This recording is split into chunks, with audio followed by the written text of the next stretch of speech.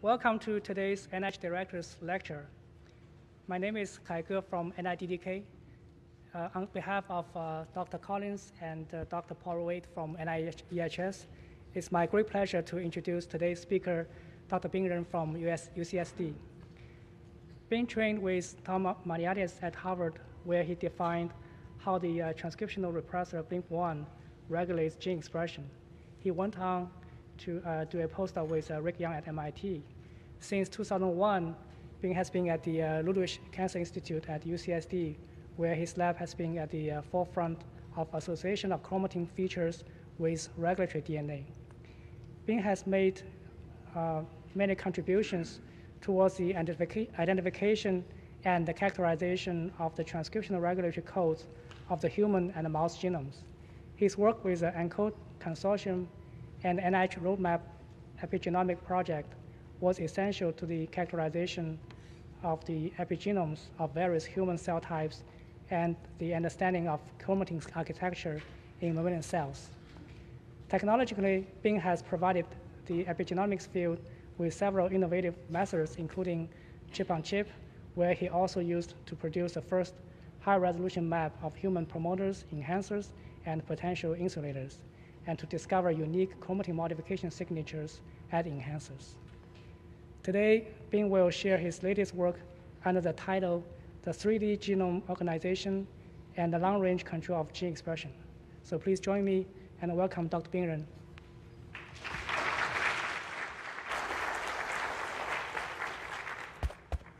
Good afternoon. It's a true honor and a great pleasure for me to address you in this Wednesday afternoon lecture series. It's such an honor. I felt very nervous, in fact, standing here. I hope you don't mind if I speak not well, but well, let's see how I can survive this. Let's see. Great. When I started my lab, that was great. Ooh. Thank you. Now I can go. Whoa, what's going on here?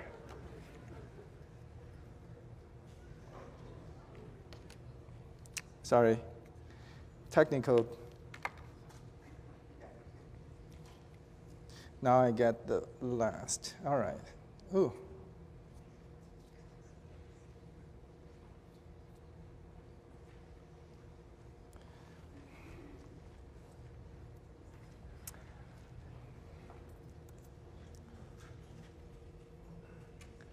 I hope it's under my control.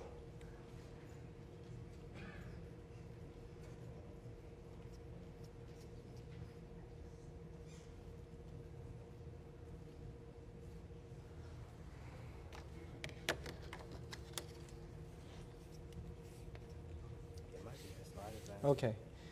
I think my slide advancer is giving me all the trouble. All right, let's get started from. So when I started my lab 15 years ago, the question that I had was, how does the genome instruct the development of so many cell types in our body? And we know from years of biochemistry that gene regulation is responsible for lineage-specific expression program, and that underlies the unique function of different cell types. And at the time, the question was, where are those regulatory elements are in the genome? And we know there exist such elements such as promoters, enhancers, and insulator elements, all carrying out somewhat different function in the genome. Promoters serve as the starting point of RNA polymerase transcription, while enhancers located either upstream or downstream can serve to control the rate of transcription or probability of transcription of the target genes in an orientation-independent manner. And insulators carry out the function that restrict which gene enhancer is targeting. So conceptually, these elements are well established, but the location of them have not been found. In the last, I would say, 10 years, tremendous progress has been made in knowing where those elements are. And initially, it was based upon the observation that different cis-regulatory elements carry unique biochemical signatures. DNA's hypersensitivity has been a really useful handle for us to find where these elements are. Then the development of whole genome chip chromatin immunoprecipitation strategies allow us to identify transcription factor binding sites throughout the genome, and that allow us to locate promoters based upon RNA polymerase II or general transcription factor binding, enhancers based upon the sequence-specific transcription factor binding or co-activator binding, and the insulators based upon insulator binding sites. And during that time, finding was made that different class of regulatory sequences are associated with distinct patterns of histone modification. For example, promoters are known to be associated with lysine 4 trimethylation as well as histone acylation patterns. And by contrast, enhancers, active enhancers are associated with lysine 4 monomethylation and K27 acylation, while insulators are known to be largely nucleosome free. So it's with this understanding of biochemical signatures associated with different class of regulatory sequences that large consortiums such as ENCODE and the Roadmap project have set out to identify such elements. And that is facilitated by the development of sequencing technologies that are increasingly faster and cheaper and higher throughput. And we have made use of chromatin IP coupled with sequencing, or DNase followed with sequencing, as well as DNA methylation bisulfite sequencing to profile the histone modifications and DNase hypersensitive sites. And that, in recent studies by the Roadmap Epigenome Consortium, has led to the characterization of over 111 cell types and tissue types in the body, and that generated a comprehensive list of candidate enhancers and candidate promoters, as well as potential insulator element throughout the genome. And this is a slide to show that those candidate enhancers are associated with histone modifications that are largely cell type specific in these tissues and cell types.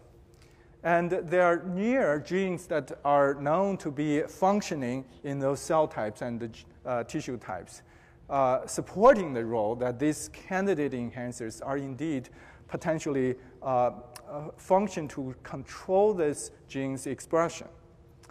And finally, in terms of linking these discoveries to human disease, it was found that sequence variants in the human genome that correlate with human disease are enriched in enhancers that are found in different lineages. And that provides hypotheses about why those sequence variants may be responsible for various human disease. For example, Crohn's disease or type 1 diabetes, they are associated with a number of genome-wide, a number of sequence variants discovered by genome-wide association studies. And they are highly enriched by 7 to 11-fold over expectation in enhancers discovered in T cells, such as T regulatory cells. And that immediately suggests that transcriptional a misregulation in the T cell might be responsible for development of such disease.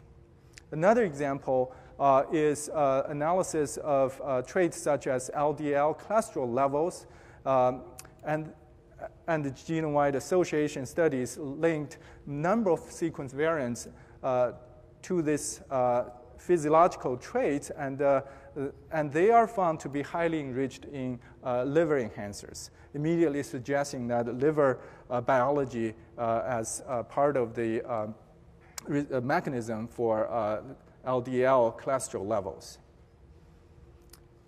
With these findings, there are, I think, many questions now unanswered, and I would like to today address two of them.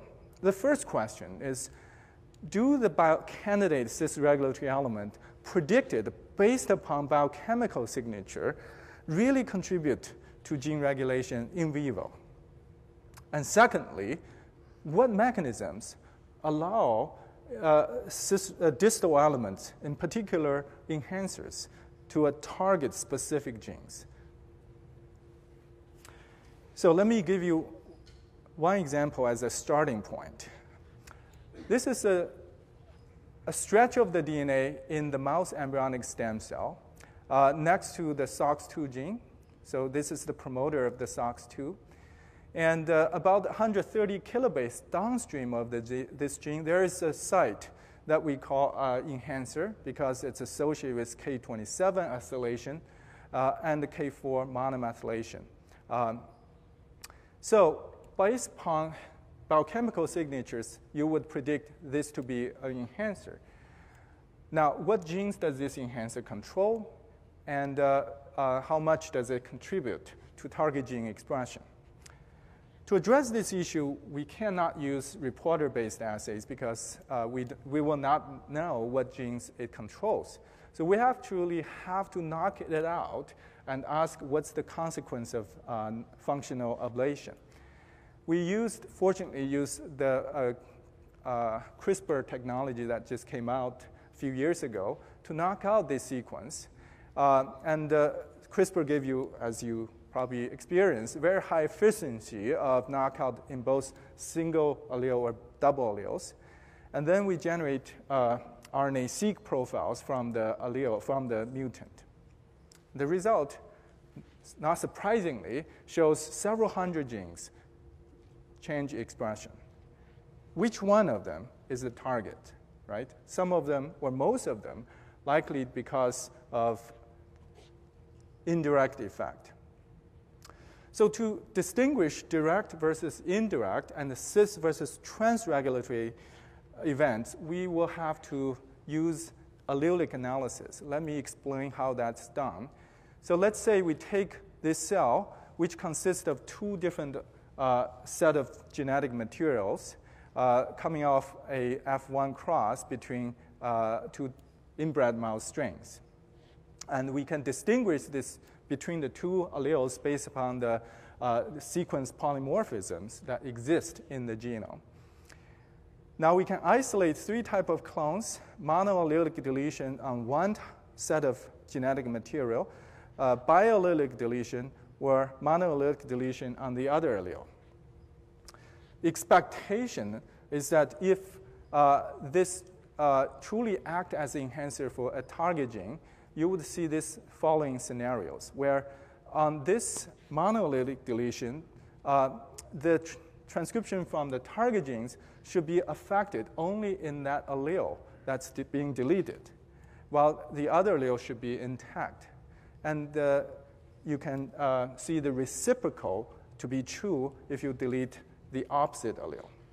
And you would not see transcription at all from both alleles when both alleles are deleted. And when we perform RNA-seq analysis and map the reads allelic specifically to each allele, what we are seeing indeed is the case. Notice SOX2 here have a strong band of expression from both alleles in the wild-type cells. In double knockout, now we see transcription is gone from both alleles. In single allele deletions, transcription is maintained where the enhancer is intact in both reciprocal deletions. So that basically told us that SOX2 is the target genes of this enhancer. The more interesting question is how many genes besides SOX2 are also regulated directly by this enhancer. And to do that, we plot the allelic ratio between the transcript from the two alleles in these two reciprocal monoallelic deletion mutants.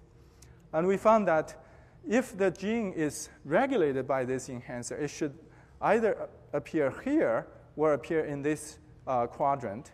And we know that here SOX2 is one and the only one that shows this pattern of dependence on the enhancer. While here on this two quadrant, these genes are regulated by the sequence, not by the SOX2 enhancer.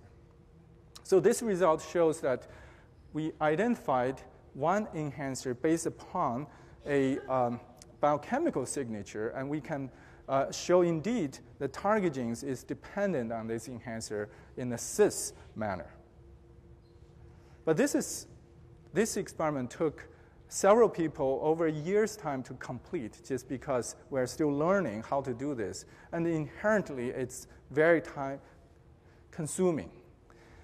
Imagine we have thousands or tens of thousands of enhancers we want to target, and we cannot afford to do such experiment in every case. So we desperately need a method that we can basically do a high-throughput screening. So we, again, took a advantage of this CRISPR technology, now develop a high-throughput CRISPR genome editing strategy. So we started with candidate enhancers, and we designed guide RNA for each enhancer. We use, on average, more than 10 different guide RNAs for each enhancer. And we package those guide RNA into a lentiviral vector and transduct a population of cells, millions of cells with these libraries of lentiviral vectors, such that each cell receives no more than one vector input. And subsequently, these cells also have GIP linked to a target gene of investigation, such that if transcription is affected by this lentiviral mediated CRISPR-mediated genome indel event, we could see a lower expression of the target gene, and we can isolate those those cells using FACS and determine what guide RNA is being expressed in that cell. For example, here, if we start with a population that is fully GIP labeled, after lentiviral transduction, about 2% of them now show reduced GIP expression. We isolate this GIP. Now we can basically amplify the lentiviral guide RNA insert and compare to the control cells. And now we can see a population of guide RNA to be highly enriched in this population. And we can infer that those sequences targeted by this lentiviral vector should be regulatory in function. To test whether this system works, we applied it to the OCT4 gene, also known as POU5F1, in the human embryonic stem cells. These cells, we use a cell line where one of the allele has been fused to a GIP reporter, such that the green color would reflect very nicely the transcription levels of OCT4. We designed almost 2,000 guide RNA targeting a total of 174 putative enhancers in this region. On average, there are 11 guide RNA per element. This is a really carpet bomb approach.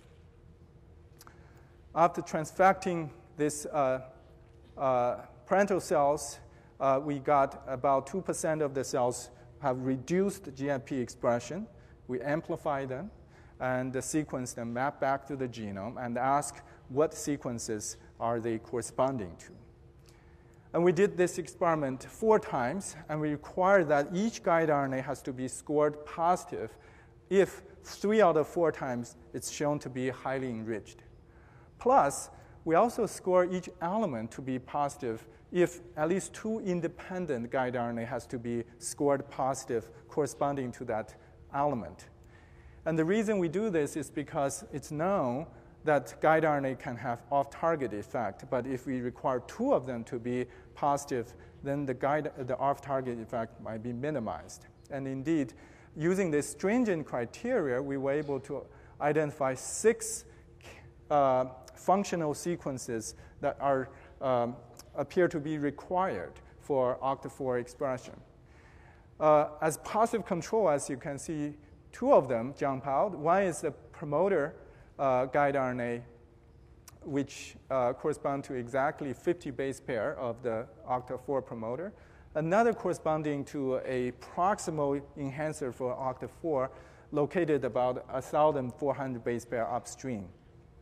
And then there are 4 novel elements that are located either 11 kb or as far as almost 490 kilobase downstream of OCT4. These were never being reported before to be regulated to required for OCT4 expression, so we naturally want to study them in depth. First of all, let's look at the positive controls. This is to verify that we are looking at our strategy really works. We use a pair of guide RNA to delete OCT4 enhancer, in this case, the 1.4 kilobase element. And once we perform this deletion, and we can see the OCT4 expression level, or GFP, is quantitatively shift to the lower level. So this indicates, indeed, we can see this is required for OCT4 expression. But the surprise came when we examined those novel elements by this CRISPR deletion-based approach. For example, when we delete this DHS37 elements using CRISPR, first of all, we see variable levels of low GFP fraction. So there's always this wild-type level GFP fraction, and then there's fraction of cells that have variable levels of expression. And the second, upon additional passages, this fraction now quickly disappear, meaning that most of the cells either died out or just restored back to the normal wild-type levels. To distinguish between these 2 possibilities, we did single colonies tracking experiment. Here, we start with a single colony. This is 3 days after we can isolate a single colony from single cells. And we took pictures, images for the same colony over a time of 3 days. And we can see that in this clone, where both allele was deleted, we can clearly see that the GFP levels are coming back. So it's not that the low GFP cells are lost. It's that they somehow regained expression after this deletion of putative enhancers. This is another clone of the same region that's being deleted. Again, you can see this temporary loss of GFP and then restoration of the levels of GFP. And this is another construct, DHS65, where loss of both alleles, deletion of both alleles, resulted in a loss of GFP that at day 5 is fully restored. And this shows wild type, where basically if you don't lose the deletions, the GFP levels from this day 3 to day 5 of the colony essentially stay constant. So this is an interesting phenomenon that we haven't seen before. And to further rule out the possibility that there is an indirect effect, we perform allelic analysis. In this case, we isolate clones that have one of the allele that contains the GFP being edited, while the other allele is intact. And in this case, you can see that loss of this deletion of this enhancer on this allele, GFP-containing allele, is showing the same phenotype, where loss of GFP is temporary, and then the full level is restored at day 5. This is another element, DHS-108. Again, allelic-specific knockout of the enhancer leads to temporary loss of GFP that came back after 3 days. If you delete the enhancer from the non-GFP allele, you would not expect to see a drop of GFP, and that's indeed the case, where basically it's almost look like a wild type tracking. And this is a different enhancer that's being analyzed on the non-GFP allele. Again, the GFP level stay constant. So this effect is best explained if such regulatory elements act in cis and is acting in a temporary fashion. This is basically a fact sorting picture, shows exactly what you see, but in a population level. How does this occur? And is it because compensation of different elements upon deletion of the enhancer? And to find out whether there's a compensatory effect by the elements we discovered, we did double or triple knockout of elements in these cells. And in each case, we now see a greater fraction of cells showing low GFP, but inevitably, they all came back to wild-type levels, even in the triple knockout cells, suggesting that such transient loss of gene expression may involve more than just the 3 elements that we studied.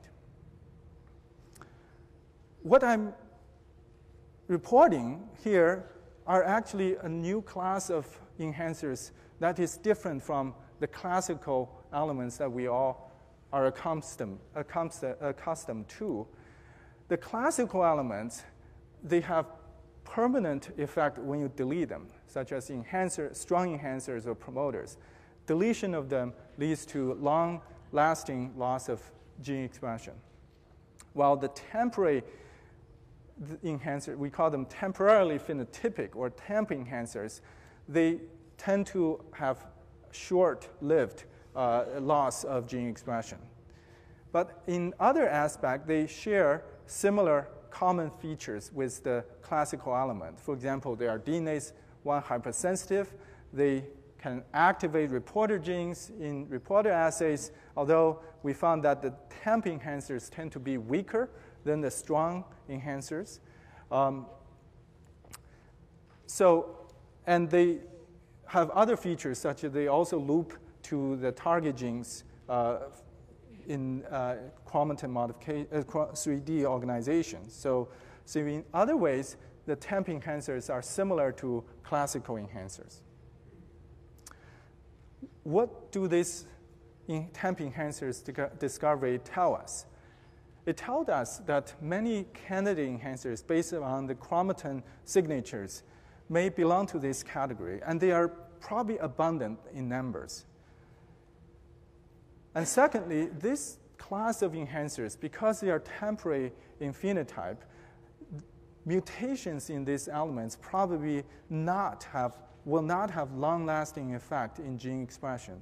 And that may explain why, despite so many enhancers exist in the genome, clear examples of them being implicated in Mendelian disease or human disease are much less compared to protein coding mutations. Clearly, in the era of precision medicine, we need to distinguish what enhancers an element belong to, whether it's the permanent, long-lasting enhancer or the temporary enhancer that we study, in order for us to make accurate predictions in terms of their phenotype. To understand how temporary enhancers work and even how generally enhancers work, we must begin to address the question how these elements target genes over a distance. For example, 500 kilobase. And here's a model that is nicely summarized by Joanna Walsaka a few years ago about how enhancers were activated. It started with DNA embedded in nucleosome structure and a binding of so-called pioneer factors initiated the recruitment of chromatin remodeling proteins and replacement of histones in the local regions and eviction of these nucleosomes. And that led to further binding of transcription factors and the recruitment of additional chromatin remodeling proteins, and led to the looping of the enhancer to the promoter and activation of transcription of those promoters. So looping is a model that allows enhancer to target the target gene. Is it true in the case of SOX2 enhancer? To verify that, we employ a technology called 4C-seq. It involves the chromatin conformation capture assay that Joop Dekker developed almost 15 years ago. You treat the cells with formaldehyde to cross-link protein and DNA together, and then digest the meshwork of protein-DNA complexes inside the nucleus with restriction enzymes, and then perform self-ligation that allows two DNA ends that are spatially close to be ligated together. And then in order to find out which two pieces of DNA are ligated together, then you perform another set of molecular tricks that involve circularization of the DNA, digestion, and then PCR amplification of the insert using an inverse PCR. And the kind of DNA that you amplify from this technique can be then sequenced to tell you which sequence a anchor or beta DNA is in contact with inside the nucleus. You generate this heat map that shows you the frequency of ligation product. We apply this to the SOX2 enhancer or SOX2 promoter. We can see that SOX2 promoter indeed is in close contact with this enhancer located 130 kilobase away. And we can do the reciprocal using beta corresponding to the enhancer, and now we see SOX2 promoter to be in close contact. So that shows indeed these two elements are spatially close. We further show that if you delete the enhancer, such long-range contact will no longer appear, suggesting that this enhancer sequence itself is required for such long-range regulation to appear. So this example shows indeed the looping model is likely explaining how enhancer can work over a distance. But the next question is, how does an enhancer know which gene to interact with? And the model was proposed nearly 20 years ago by many groups. In particular, Garrett Felsenfeld lab shows that there's this class of element called insulators that serve to block enhancers from interacting with inappropriately target genes. And the model is that the CTCF, which is the insulator binding protein, bind to these sequences and mediate long-range looping between two insulators. And this loop provides a topological barrier such that enhancers would only interact with sequences within the loop, but not across outside of the loop. This is the model, and however, the difficulty has been, number one, there are now a lot of CTCF binding sites being discovered. Therefore, exactly where those loops form has not been clear. And secondly, it has also been found numerous times that enhancer and target genes actually can exist across many CTCF binding sites. In fact, about 7 years ago, my lab profiled the CTCF binding in the human genome and found surprisingly a large number of promoters to be associated with CTCF binding sites. And that was a surprise. So clearly, in order to fully understand how enhancer target genes, we need to have a better understanding of the global chromatin architecture. And we use a technique that Joop Dekker developed together with Erez Lieberman and Eric Lander's group that called Hi-C, that allows us to do genome-wide analysis of chromatin interactions. Just like 4C-seq, this technology allows you to use high-throughput DNA sequencing technologies to identify all the pairwise interactions in the cell. I start with cross-linking, and then proximity ligation, and the sequencing. So instead of one-to-many, this technology gave you a many-to-many type of pairwise interactions. And the kind of result is shown here in this heat map. Here, the color indicates the frequency of proximity ligation product detected for a pair of sequences on this two axes. And on this diagonal, these are sequences that are next to each other on the DNA, and off diagonal, these are sequences that are far apart on the linear DNA. Now, if you focus on this square and zoom in, now you can begin to see a pattern that emerges. And this pattern shows that along the DNA axis, you have domains of DNA that tend to interact with each other more frequently than with outside of domains. And we call these domains topological domains or topologically associating domains. And we devised a computational method to identify the domains and their boundaries. And we determined that in the human genome, there are about 2,000 such domains. And in the mouse genome, similar number also were found. Naturally, we want to examine how variable such domain structures are in different cell types. And the first surprise came when we compared human embryonic stem cells with human fibroblasts. And you can see that the boundaries of these two very distinct cell types, boundaries of topological domains, are nearly identical. In fact, this is a Venn diagram, shows that more than 70% of the boundaries called in each cell type are common. And notice that these two cell types have very different transcription programs. One is pluripotent, another is terminally differentiated, and yet they share such a common chromatin organization structure, indicating that this structure is unlikely the result of transcription events. We further studied this using an embryonic stem cell differentiation system in collaboration with Jamie Thompson's lab.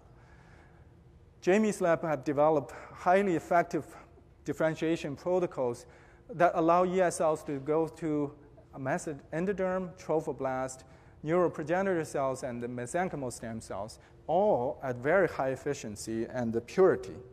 So we generated Hi-C data for each of the cell type along with the embryonic stem cell. And we see in this global view, indeed, that the topologically associating domains are largely preserved during the differentiation. So this is a phenomenon that has been reproduced by many labs and in multiple species. So it's now have been well recognized as a prominent feature of genome organization. For example, in fly and in C. elegans, such domains have been reported. And now with higher resolution analysis, now it has been shown that TADs actually have hierarchical structure. So within TADs, there are sub-TADs that are also follow TAD-like separation. What's interesting about TADs is that if you look at the dynamics during cell cycle, they disappear at meiosis, but then reestablish at the same place, precisely where they are as soon as the cell enters G1. And the mechanism of that reestablishment is still unresolved. Nevertheless, TADs, given such conservation between cell types and also evolutionary conservation between different species, it must do something functionally. So we predict that TAD is the mechanism that allows enhancer and promoter to be constrained in their contacts and prevent enhancer from going across too far to activate every gene. So if this model is correct, we can make several predictions. Number one, all the chromatin interactions, especially those involving enhancer promoters, should be restricted within the TADs. And in fact, that's indeed the case, has been reported by many groups now. And our study a few years back, using high-resolution analysis of the genome interaction patterns, shows that observed interaction patterns that are within the same TADs far exceed what you expect by chance. Another prediction you can make is that if TADs are there to constrain enhancer and target promoter to be located in the same domain, you would expect that genes within the same TADs would share some coordinated expression pattern. And indeed, it has also been reported by several groups, and most recently by Brad Bernstein's lab, when they examined TAD structures in the brain tissues, and they found that gene expression in the brain RNA-seq profiles correlate much better if two genes are in the same TADs than between different TADs. Another prediction you can make is that if you break the boundary of the TADs, you would also cause misregulation. And that indeed also being shown by Edith Hurd lab a few years ago. They had an embryonic stem cell line where the TAD boundaries between these two TADs on X chromosome was deleted. And that resulted in a higher level of interactions between several genes on this side of the TAD boundary with sequences on the other side. And that correlates with activation of the genes right next to this TAD boundary, JPX, FTX, that after deletion, now they become highly expressed, presumably because of ectopic activation by enhancers on the other side of the TAD boundary. And most dramatic example of TAD boundary being important is provided by Stefan McLeod's lab just last year, where they studied several developmental disorders that all involve limb developmental defect. Brachydactyly, for example, where you can see this branching of the thumb and index fingers. And what you can see, what they discovered was that this phenotype is caused by a deletion of this TAD boundary due to a genetic sequence deletion that allows an enhancer that typically regulate EPH4A now being inappropriately active in activation of PAX3, a developmental regulator, and causing PAX3 gene to be inappropriately expressed during the limb development. And they recapitulate this event in mouse. At the embryonic stage, we can see abnormal activation of PAX3. And they have two other examples to support that TAD boundaries in each case resulted in ectopic activation of a developmentally important gene, and that underlies the limb development defect.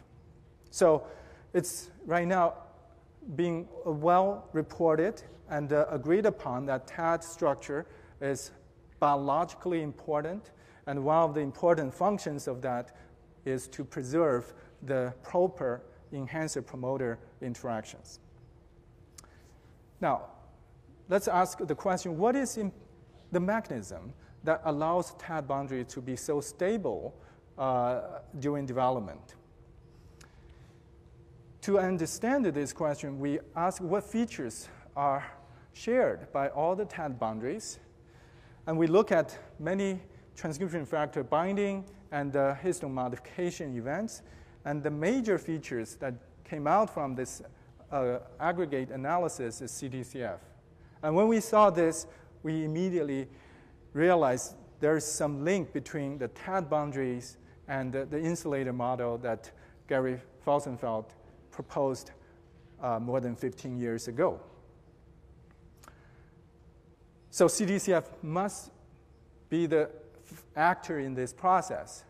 And indeed, Danny Reinberg's last year did the experiment, and to demonstrate this indeed the case, what they did was they delete two CTCF binding sites near this TAD, near the boundaries between these two TADs on HOX-A locus.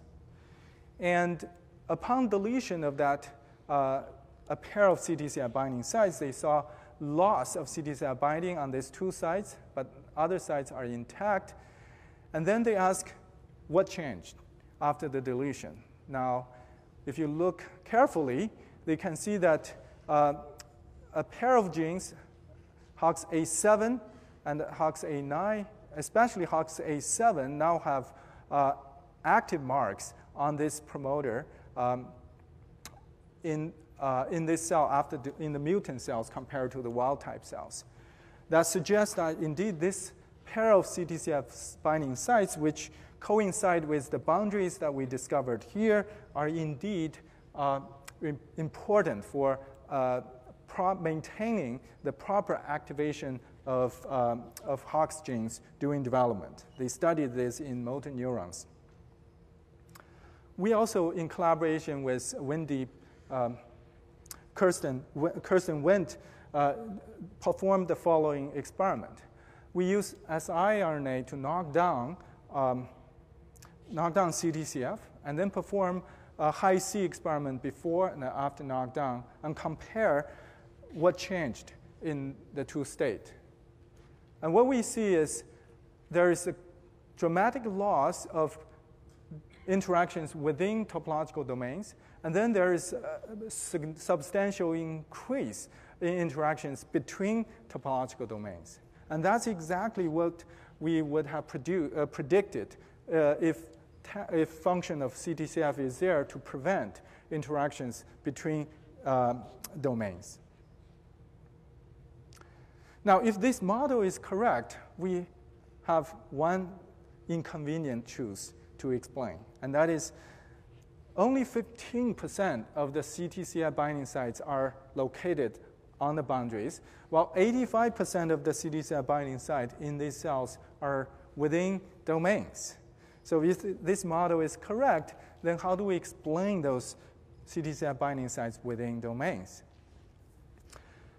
To solve this puzzle, we noticed recently Erez Lieberman, Eric Lander published this nice study by doing high-resolution, high-C experiment. They uncovered tens of thousands of chromatin loops, and they noticed this extreme bias in terms of CTCF orientation on the loop anchors. They saw that nearly all the loops that involve a pair of CTCF sites have this following convergent binding motifs for CTCF far exceeding what you would expect by chance. And that basically suggests that orientation of CTCI binding sites matters. But how? So we, in collaboration with Qiang Wu and Tom Aniadis, reproduce this effect.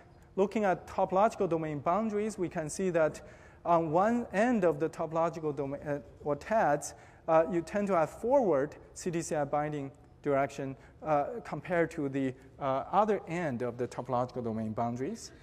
So this is very consistent with the observation that Eric Lander and Erez Lieberman made.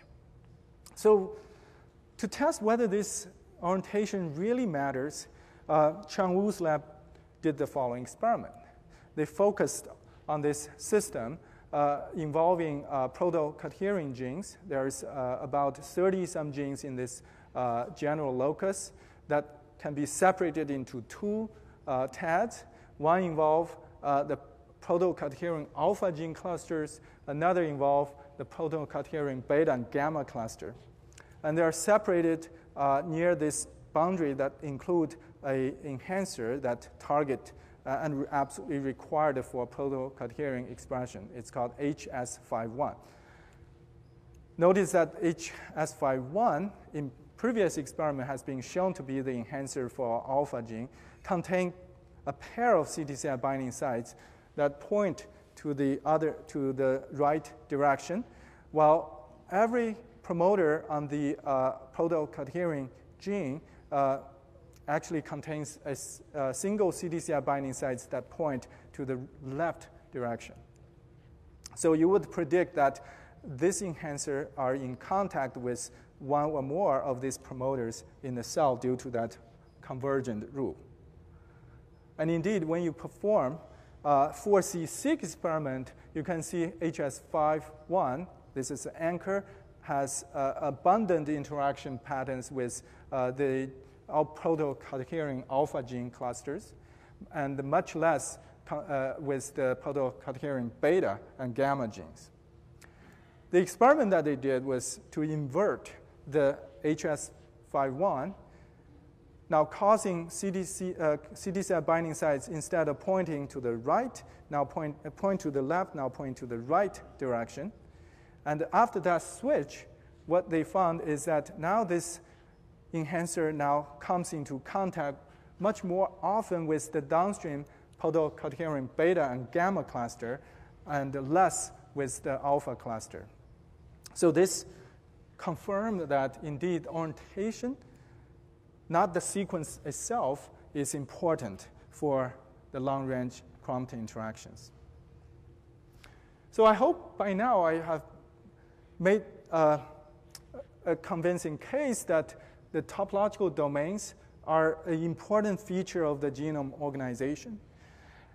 And they're important not only for packing of the chromosome, but also for restricting enhancer-promoter interactions. And breaking of the TAD boundaries can have pathological consequences.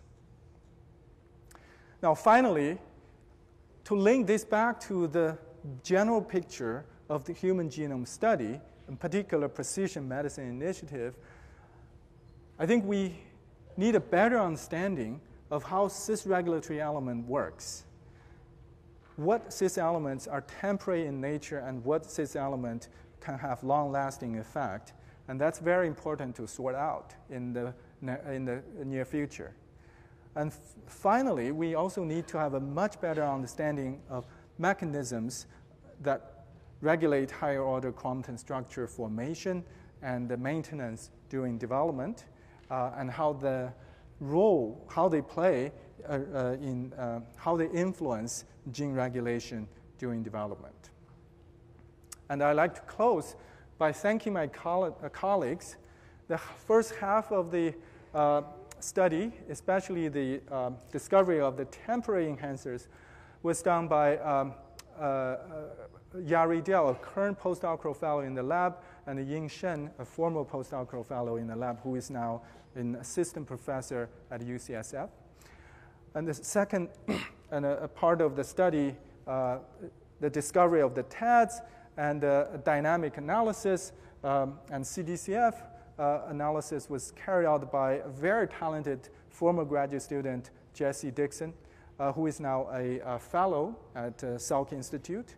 And he's collaborated with Sid Selvaraj, another graduate student, in Kyung Yong, a current postdoctoral fellow, and Fulai Jing, a former graduate student who is now a faculty at Case Western.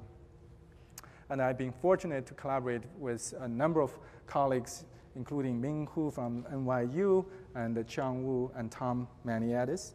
And I'm enormously grateful for NIH for supporting our research in the past 10 years. Thank you very much for your help, for your attention.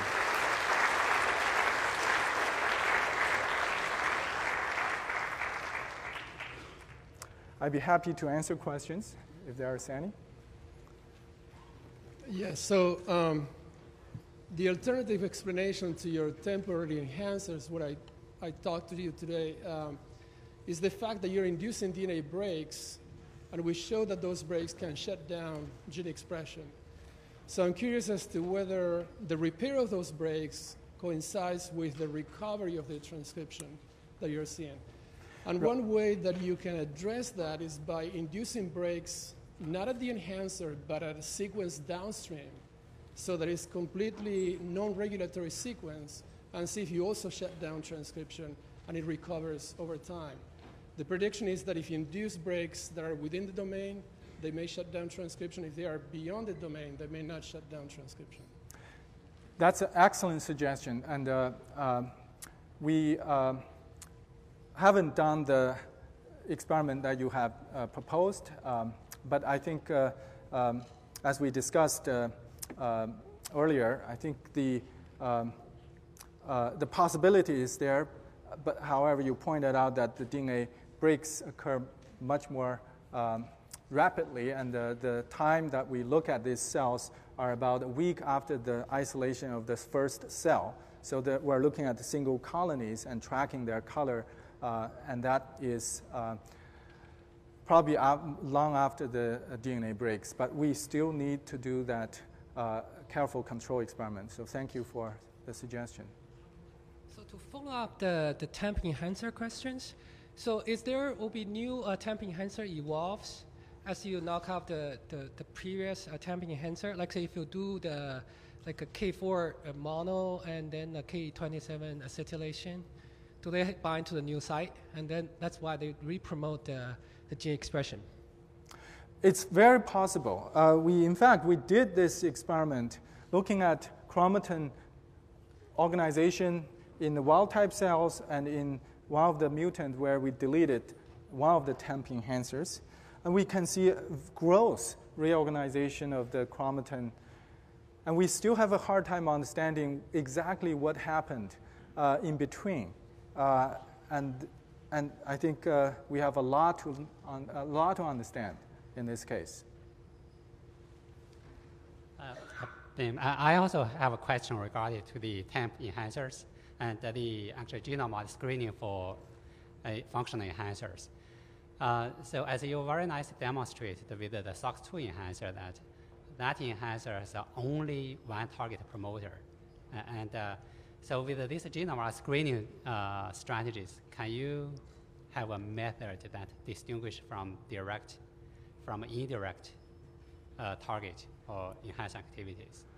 Yes, there are ways to distinguish between cis versus trans.